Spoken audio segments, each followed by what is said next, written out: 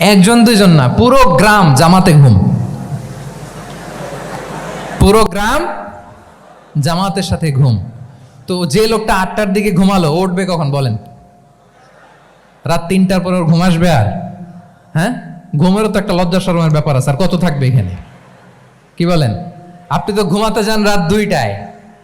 আর আজ থেকে 30 বছর আগে আমার বাংলাদেশের একটা গ্রামীণ পরিবেশে রাত 8টার দিকে সবাই ঘুম। আমরা এখন যেই টাইমটাতে ঘুমোতে যাই, ওই সময় ওনাদের অর্ধেক ঘুম শেষ। ফজরের নামাজ পড়ে আমাদের বাপ চাচারা কি করতো? হ্যাঁ, একটু ব্যাক টু দ্য হিস্ট্রিতে তাকান না। ফজরের নামাজ পড়ে এক বল পান্তা ভাত খাইতো। আমরা তো এখন এতটুক খাইলে আমাদের এটা বার্ন করার জন্য দৌড়াইতে হয় 5 কিলো, জিমনেশিয়ামে যাইতে হয়, কত আয়োজন, কত ওয়ার্কআউট করা লাগে। এক বল কাঁচামরিচ দিয়ে, পোড়ামরিচ দিয়ে ভাত খেয়ে চলে যাইতো ফসল খেতে। দুপুরে আবার এক বল, খাইতে বসলেই এক বল। আমরা সারা মাসে খেতে পারি না এক বল। আচ্ছা, কি খেত? খাওয়ার আইটেমটা দেখেন তো। কোনো ফরমালিন আছে?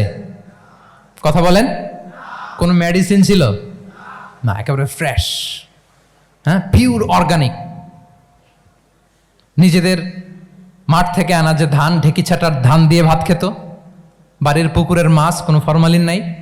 নিজের চাষ করা সবজি খেত, গোয়ালের দুধ খেত।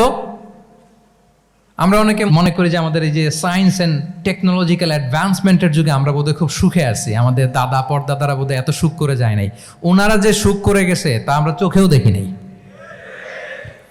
আমার দাদা পরদাদারা যে সুখে লাইফ লিড করেছে তার অর্ধেকও আমরা করতে পারি না। তারাই আসলে শান্তির, সুখের, আনন্দের সময়টা তারা কাটিয়েছে। তাহলে সম্মানিত সুধীমণ্ডলী, পুরো আমি আপনাদেরকে বোঝানোর চেষ্টা করছি যে ইসলামিক লাইফস্টাইল নিয়ে why we should talk about Islamic lifestyle. কারণ পুরো সিস্টেমটাকে তারা করাপ্ট করেছে।